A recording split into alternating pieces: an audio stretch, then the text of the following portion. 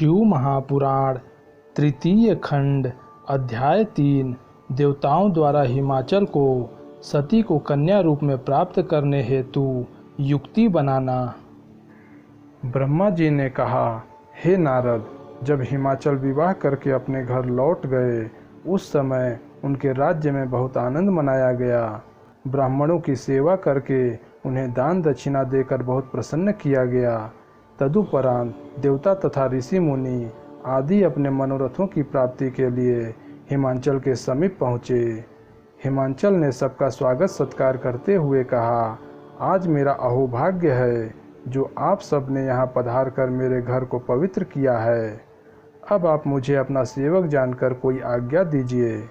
हिमाचल के इन विनम्र वचनों को सुनकर देवताओं ने अत्यंत प्रसन्न होकर कहा, हे हिमाचल, हम लोग तुम्हारे पास इसलिए आए हैं कि तुम्हारे द्वारा देवताओं के कार्य की सिद्धि होगी। तुम तो यह जानते होगे कि सती ने दक्ष के यज्ञ में अपना शरीर त्याग दिया था। अस्तु, अब तुम ऐसा उपाय करो जिससे वे तुम्हारी कन्या बनकर पुनः जन्म लें। ऐसा करने से तुम्हें तो आनंद प्राप्त होगा ही, तीनों लोगों का भी कल्याण होगा। हे नारद, इस प्रकार हिमाचल को युक्ति बताने के उपरांत सब देवता भगवती जगदम्बा की शरण में गए और उनकी बहुत प्रकार से स्तुति प्रशंसा करने लगे। उस समय आदिशक्ति ने अपने पूर्ण स्वरूप को प्रकट कर उन्हें दर्शन दिया। वे भगवती श्रेष्ठ रथ पर विराजमान थीं और उनके शरीर से करोड़ों सूर्यों के समान प्रकाश निकल रहे थे।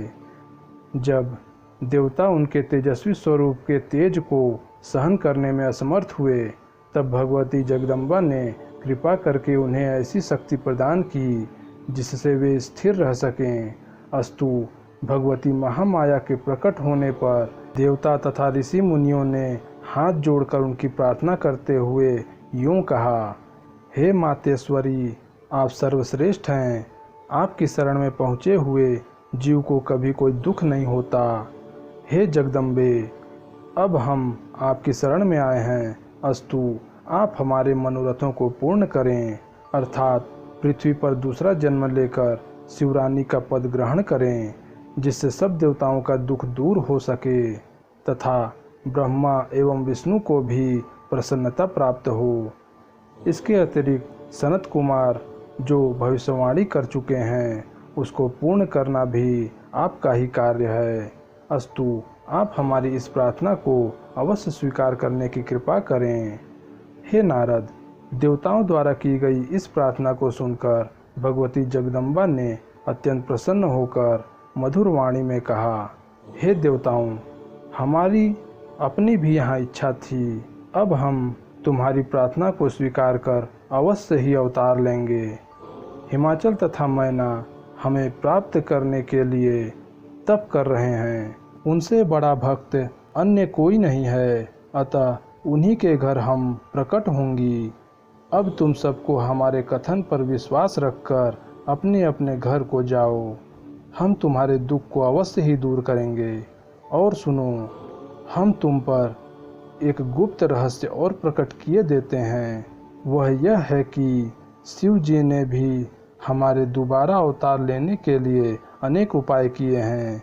जब से हमने दक्ष प्रजापति के यज्ञ में शरीर त्यागा है, तब से वे संसार से विरक्त होकर हमारे वियोग में अत्यंत दुखी हैं। उन्होंने हमारे शरीर की भस्म को अपने शरीर में मल रखा है और हमारे हड्डियों की पाला को कंठ में पहन रखा है। हमारे वियोग दुख में दुखी होकर वे अब तक अकेले ही वनों में भ्रमण करते रहते हैं और देवताओं की सभा में भी नहीं जाते। अस्तु, तुम अपने मन में किसी प्रकार का संदेह मत करो, तुम्हारे संपूर्ण दुख अवश्य ही दूर हो जाएंगे। इतना कहकर भगवती जगदम्बा अंतर्ध्यान हो गईं। तब सब देवता भी उन्हें प्रणाम करके अपने अपने घर लौट गए। हे नारद, इस चरित्र को जो कोई सुनेगा अथवा सुनाएगा उसे परम पद की प्राप्ति होगी और उसके यहाँ धन, संतान आदि की निरंतर वृद्धि होती रहेगी। तीसरा अध्याय समाप्त हुआ।